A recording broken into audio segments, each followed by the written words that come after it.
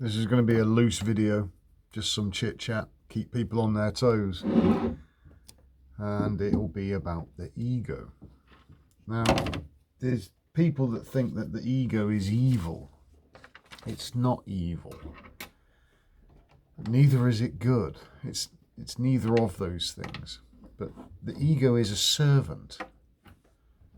It's not a master. The master is consciousness. So consciousness is what powers everything. I receive messages and emails and things, which is fine. I've got no problem with people asking questions, which is a good thing. The inquiring mind. Ask questions. You know, the Apostle Paul, in Hebrew, his name is Saul, or in ancient Hebrew, it's Shaul, which means question him. Anyway, now, to question your mind, and to do that, you have to be mindful of the mind, mindfulness. In other words, you're watching it. You're watching your mind. So if you're watching the mind, who is the mind and who is the watcher? You know, that is what they call Christ consciousness. It's the self, the conscious awareness, observing the lowly and little consciousness of the ego, because the ego is not consciousness. It is not. It's just a story. Now, what happens when this story thinks it's real? Well, then we have things like politics and leadership and all the rest of it. But in nature, consciousness is the leader. You know, not people in suits and ties, not people in silly costumes. So the ego is not evil, but it needs to be overcome. Now, you can practice mindfulness all you want. And mindfulness is just a form of, I had an email the other day. Can you meditate with your eyes open? The answer is no. But you can practice mindfulness with your eyes open as you're going about your day-to-day life. The purpose of meditation is to silence the mind, just to drift off into that place which is between sleep and wakefulness. Before, when you wake up in the morning, you're lying there, just before the mind kicks in. That's a meditative state. And then the mind kicks in, and then your day starts, and you go about your business. But if you're too attached to the ego and its vanities, then you'll miss the subtleties of life. You'll miss the subtle hints. You'll not be able to eat what's put in front of you. You will not have an understanding of higher things. Now, these higher things are not in books. They're not in books. It gets revealed to you, the individual. And this is where the mind is being fed. It's being guided. And it's not a comfortable process. It's difficult. It comes with trials and tribulations. And as the mind becomes more aware of its attachments to the physical, then the mind starts to recognize its own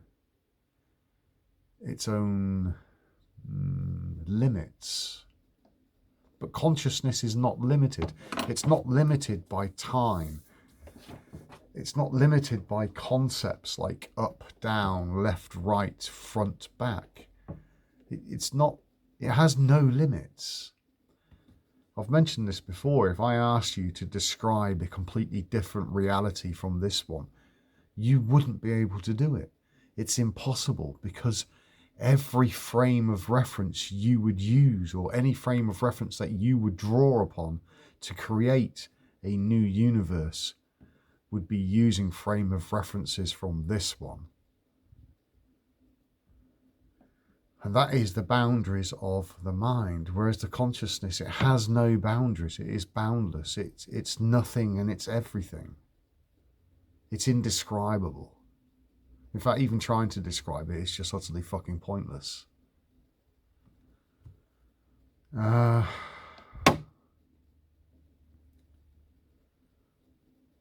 Love your neighbour as you love yourself. And your neighbour is your ego, and yourself is your higher self. Or you can put it the other way.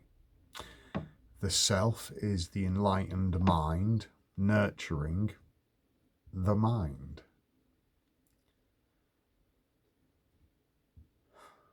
So it's an internal thing. It happens inwardly. Be a Jew inwardly.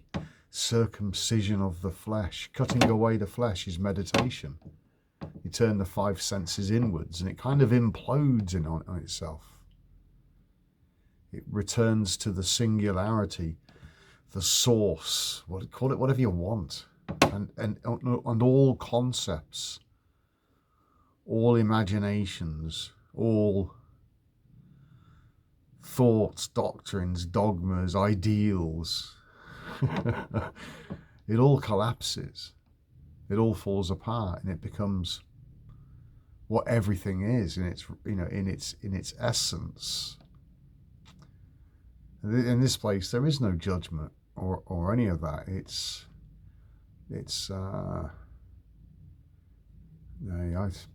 indescribable. And then you come back to this place, and you're like, oh fucking hell! But you've had a glimpse of something. So you know it's there. It's not about belief systems anymore. You know it's there. Now, for those of you that are starting out on this journey, you might still be consumed by things like the worries of the mind,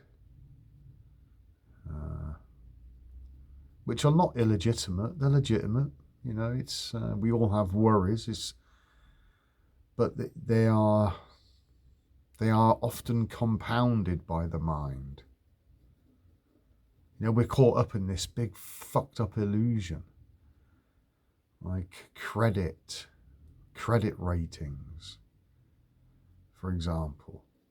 But they don't exist. They're not real. It's just a collective imagination that's produced this thing that everyone thinks it's real. It's a veneer over what really is. And these veneers consume the mind, and then the mind produces worry and stress, and this affects the body, because thought is electric and feeling, emotion, is magnetic.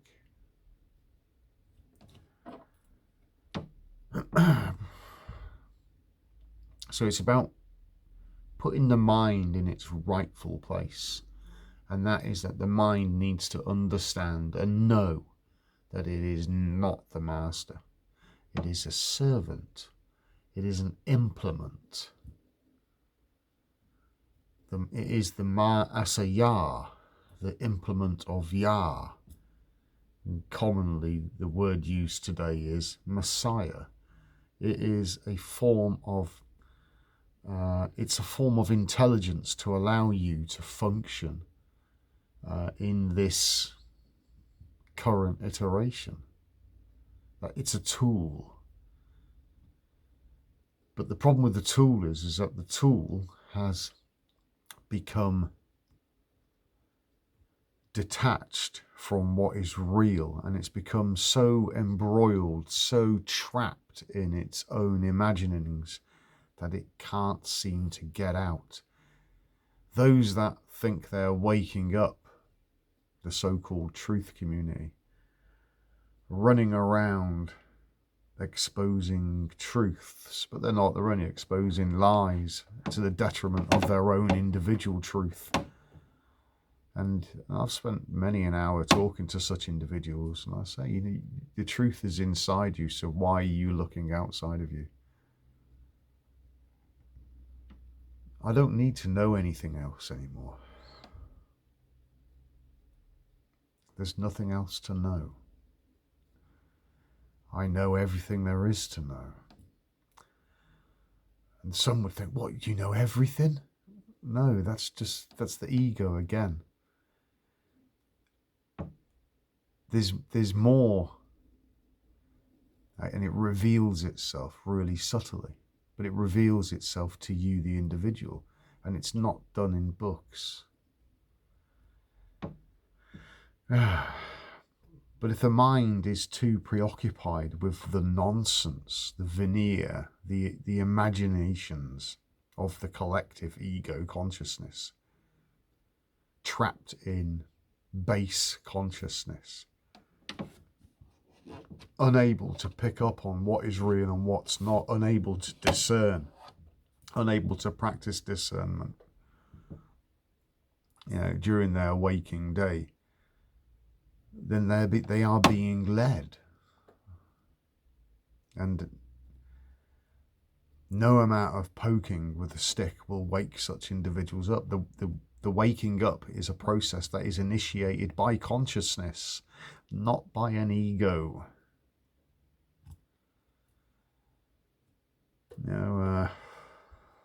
The divine feminine will make her presence felt, quite literally. That's the Kundalini. It's indescribable. You'll experience the I am. And then after the I am comes the nothing. Because if you're the I am, what was before the I am?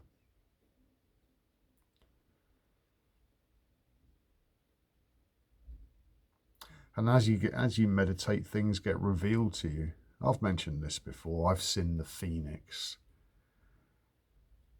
This is ancient symbolic language, and it gets revealed to me via my eye. And I've seen the phoenix, and I think, what the fuck is that? I don't think that at the time, because I'm just conscious awareness. I'm watching. I'm not thinking. Like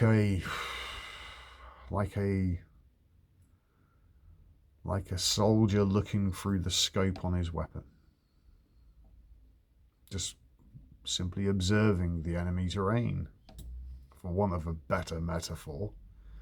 Not thinking, just watching. The thinking comes afterwards. What did I see? What does it mean? The Eye of Ra, I've seen that. The Merkaba, the spinning diamond. The brilliant lights, the living colours. What is it? And the mind's perplexed because the mind is not consciousness. And then the mind tries to explain the unexplainable to others. And it took a good few years to finally get it to the point where my mind is able to convey the basics of what people need to know, or with regards to these internal experiences. And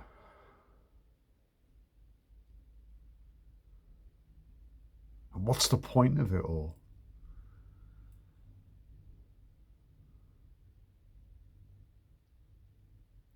Those of you that are, I'm not going to use the word woken or woke. Those of you that have become activated enough will start to recognize the futility of human activity. You will start to recognize the vanity of human activity. In its grand scale. And then you'll turn that inwards and you'll start to recognize your own vanities. And then you'll start to recognize the pointless strivings of the mind to achieve something which in of itself is nothing. And then everything just becomes merely a tool. It's just a tool. 10 years ago I bought a motorbike. Was it 10 years ago? Maybe a bit longer.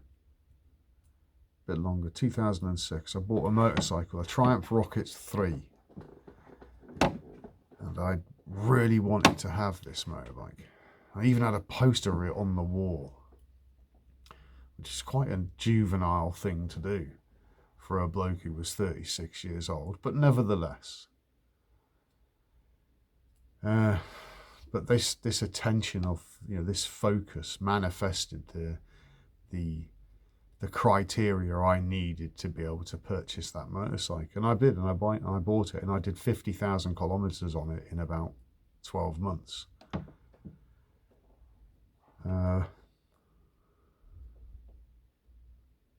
It might have been less than that, actually, because I spent a bit of time in Iraq. Anyway, but I really enjoyed the motorbike. And then it was time to let it go. And that's what life's about on this current plane. Things come, things go. It gets tiresome. And then you get tired of fighting for things. You get tired of working for things. Like being rewarded with strange illusionary concepts like money, being controlled by it. I understand it's the system, and that's how things work, and that's how the world goes around, and yada, yada, yada. But it just kind of loses its thrill. But the passion for life is very much still there, very much so. And the joy for life is there, but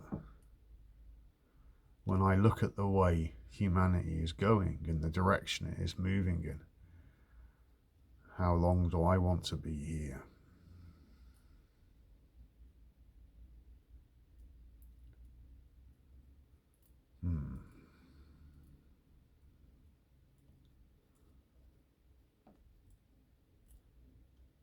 Your thoughts are electric. Your emotions are magnetic. So your thoughts control your emotions. Now you can be sad and you can be happy. You can do all of those things. There's nothing wrong with it. But you can choose to achieve a sort of balance, and you can step out of that balance. And the balance is found in the solar plexus, the heart chakra. And you can step out of that to experience the children of the mother and father, which is the various chakras. So you can play in the throat chakra and speak the truth. You can explore the astral realms of higher thought, travel, manifestation, using your third eye chakra, the all-seeing eye. You can imagine all sorts of things for yourself. Imagine I, mage, in. Mage means magic.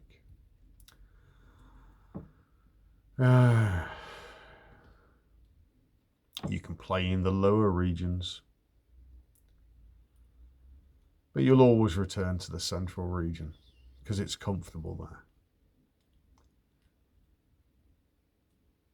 Interestingly, these injections people are having,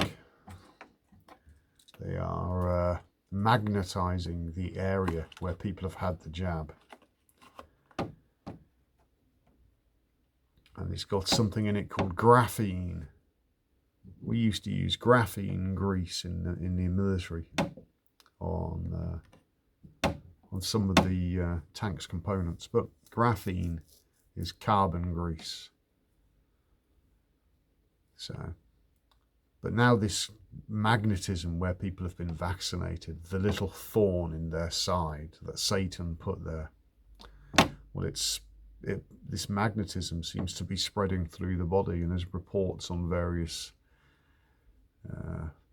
you can search it out on the internet yourselves, where objects are sticking to people all over the body, not just in the area, the localized area.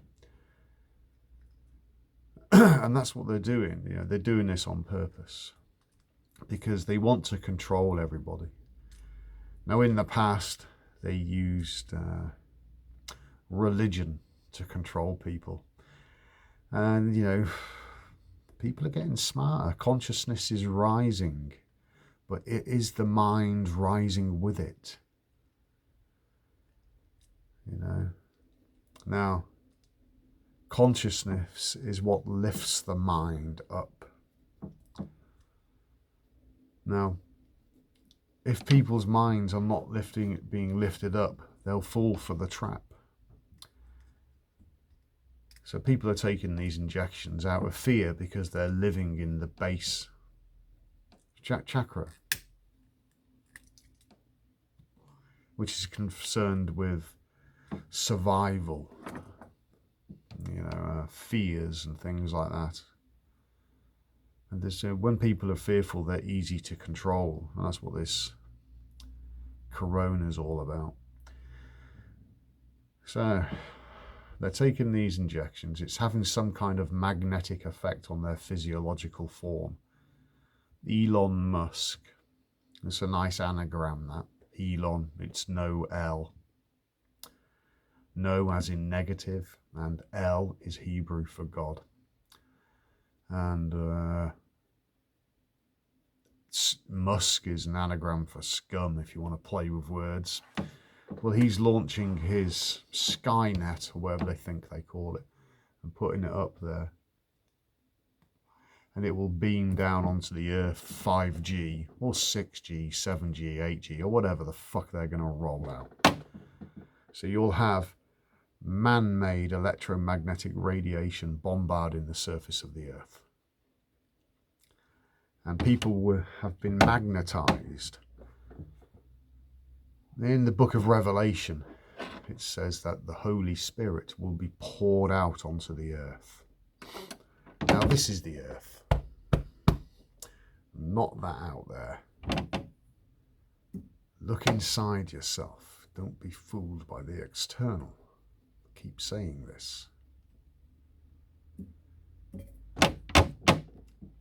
So I ask you, what effect do you think this electromagnetic radiation that is being permanently fired at the surface of the earth, what effect is that going to have on the magnetic resonance inside people?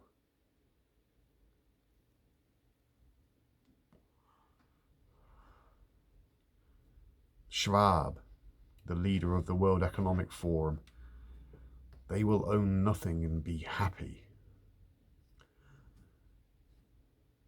Now, we have an ability as sentient beings to control each other's emotions. And we do this consciously and subconsciously.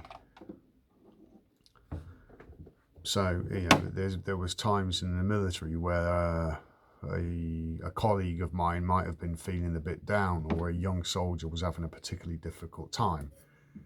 So when a more experienced soldier whispered some words of encouragement into his ear, it lifted him up a bit, and emotionally he felt better about himself. He had effectively been recharged.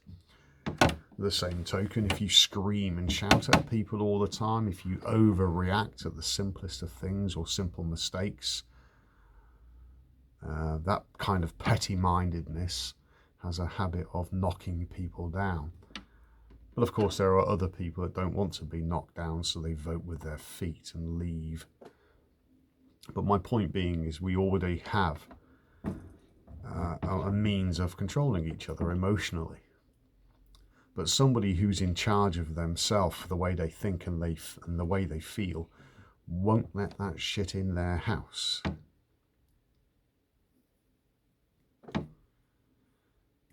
But for those that have been duped by their own lowly and little consciousness, their own inability to think for themselves, they've been duped by the fear of something that hasn't happened. They've taken this inoculation and their bodies have become magnetic. What will happen when they fire up this grid?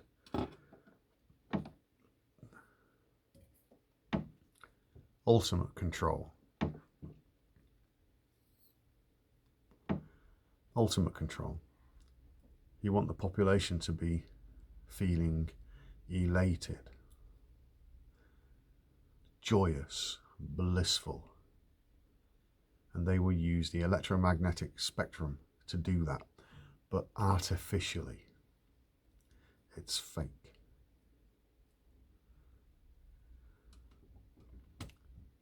But that will be their reward. Like the character Jesus said, they've had their reward. So those of you, like myself, that are watching this fucking horror soap opera unfold, you know, we'll be waiting for our reward. But there's some shit to wade through first. But don't worry about it. Don't worry about anything.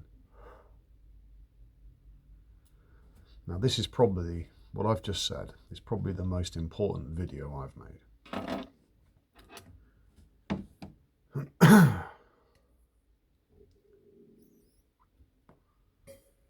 They've cracked the human genome, so they say. The word of God, deoxyribose nucleic acid, DNA, also known as the Torah, the instructions for living. Without your DNA, you don't exist. It's a fractal antenna. It sends and it receives. But if the body is, if your temple is not maintained and the church is dirty, then the efficiency of the said DNA and its ability to send and receive the instructions for living will be impaired.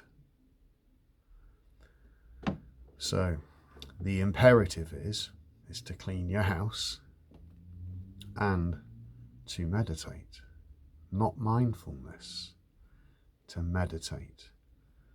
Because when you meditate, you see flashes of light. That is basically you following the star to Bethlehem, because you're one of the 3 wise kings.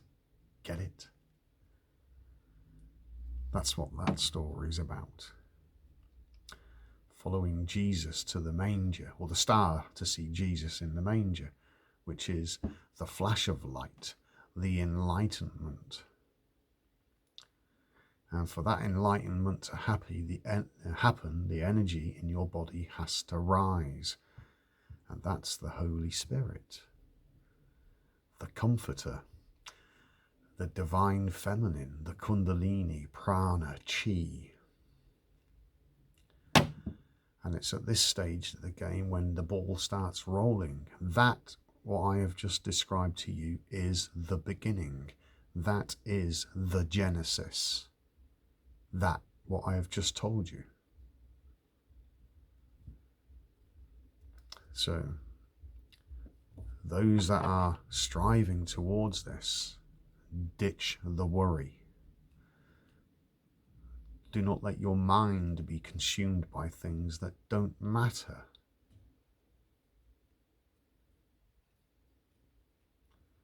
Now, your consciousness will take care of it for you. It was your consciousness that made your body. It was your ego that fucked it up. So things like drinking, alcohol, or eating corpses, eating dead flesh. You're a corpse eater. That shit's got to go. But you might be saying, well, I'm okay because I haven't had the jab. No, you're not. You need to receive the instructions for living. You need to see the writing on the wall. You'll see it. You won't be able to read it. Well, you can read the symbols, but it won't mean anything to you. But it means something to your body. And that's what you currently live in. But you, your mind, your ego, is not real. So who are you really? That's the crux. What was that chap's name? Graham Hancock, I think his name was. Where is he? Let me just have a look here. Was it Graham Hancock or David Wilcock? I can't remember his name. Just a moment, please bear with me. Ah, yeah, Graham Hancock. Look it up on YouTube. He does Thoth's Prophecy, read from the Hermetic Texts by Graham Hancock. And what if this is subtitled? Let me just kill the sound, see if I can find it.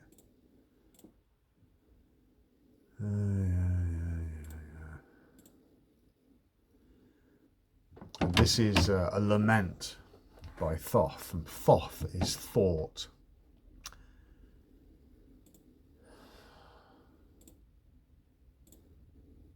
Alright, I just saw that.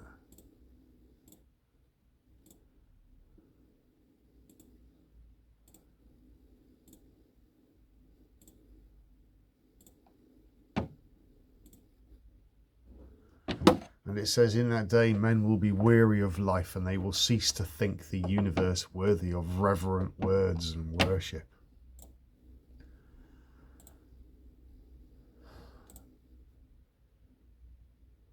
They will no longer love this world around us, this incomparable work of God, this glorious structure.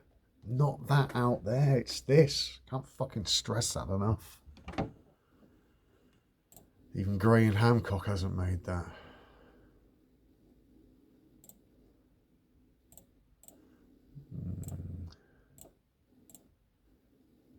There it is.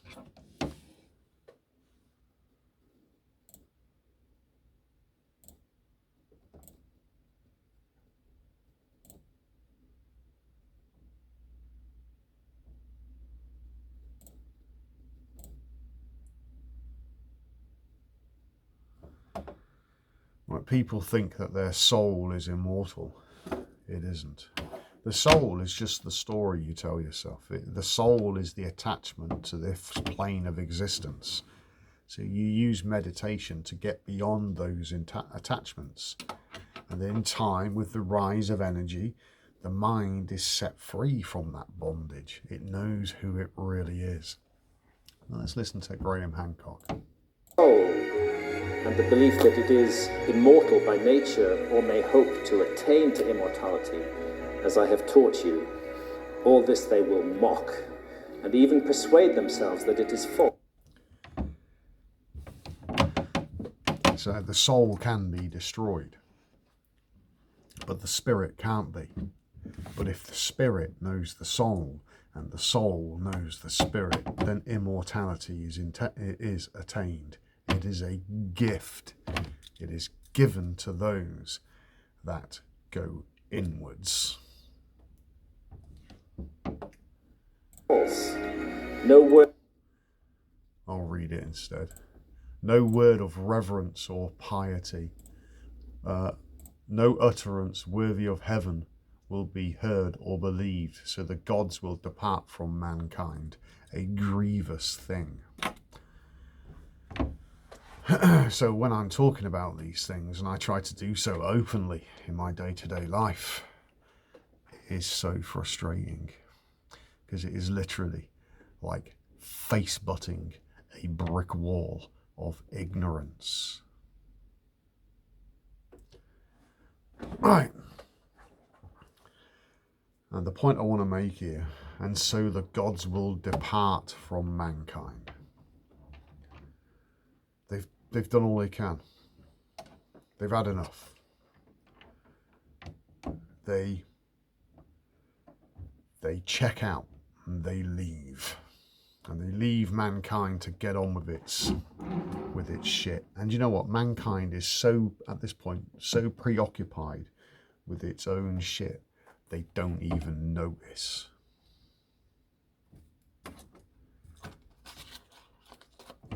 So who are these gods? And this is what Graham Hancock and all those other these people, they can't figure it out. Jesus said, is it not written in your law that you are gods? Now, the law is referring to the Torah. So let me just break it down for you. Is it not written in your Torah? Is it not written in your instructions for life? Is it not written in your deoxyribose nucleic acid that you are gods? Have I spelt it out clearly enough for you? And they will leave. So how did they leave? They combined the Trinity.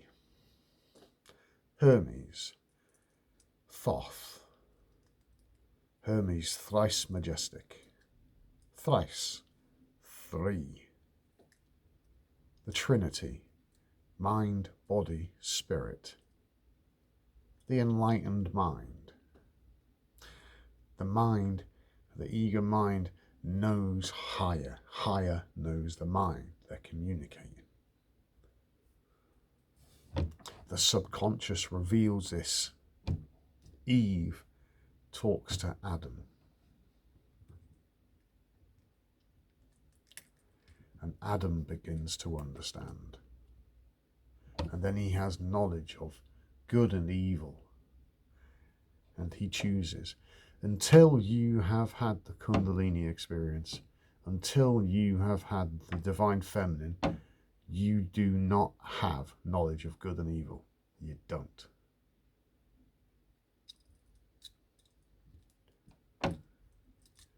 Now you could point at,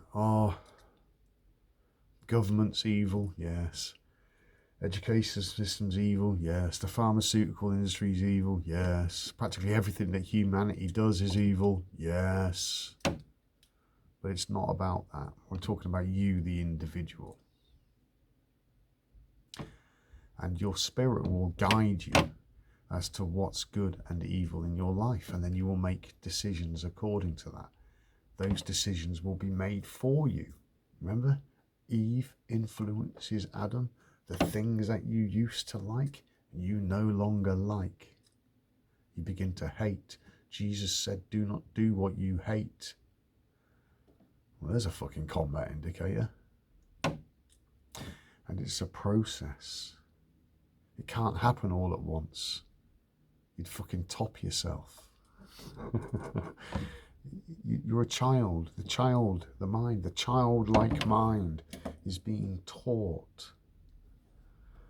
The mind, the body and the spirit, they become one. The Trinity, the thrice majestic, three kings following the star. The star is the Merkaba. The light chariot.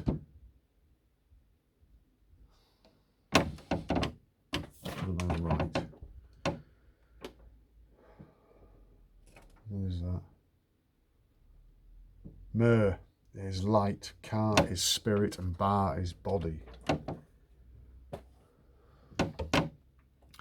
So your mind is a product of light from the enlightenment, which is a physiological experience, which is perceived within. So by definition, then, you are a child of light. And that child of light, born out of electromagnetism, the mother and father, recognizes it is not an orphan. And then that child of light pleads a case for all the other orphans.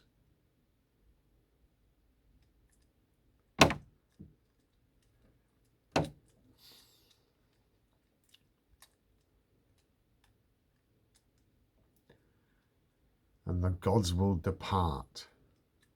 They fucking leave. They'll all leave at the same time. They will simply use their Merkaba and they will fire up that ancient ship and leave.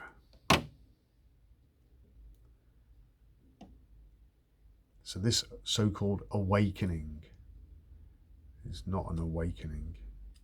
It is an activation of what's been dormant for a long time, but it has to be dormant. It has to be so that humanity can learn some very harsh lessons. And those lessons are those lessons only come about when gods give away their sovereignty, their individuality to others, so that they can be ruled over by blind guides, where they are too lazy, too brainwashed, too fucking stupefied, where their consciousness is so low that they are barely above dead. Why would you want to stay? Why would you want to be a part of that?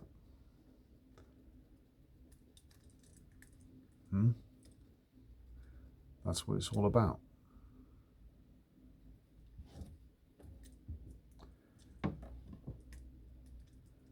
So those that have taken the vaccines, you can clean your house. It's going to be difficult for you. Those that haven't had the vaccine, clean your house anyway. Get it fired up. It's time to start turning the crystal ship on.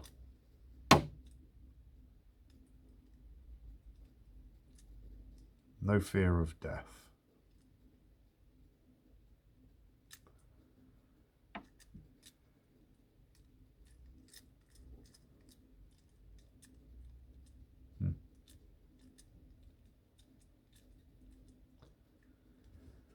Or you could be controlled like the Borg, where they'll adjust the electromagnetic energy to control humanity, to keep them peaceful.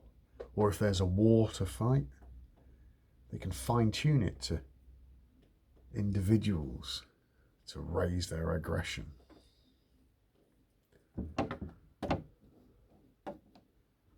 Complete control. Utter corruption. But it is written that not one jot or tittle will pass away from the Torah, your DNA. It's also written that they lengthen their garments. Interesting, isn't it? There's food there for you. Plenty to chew on. Take care, folks.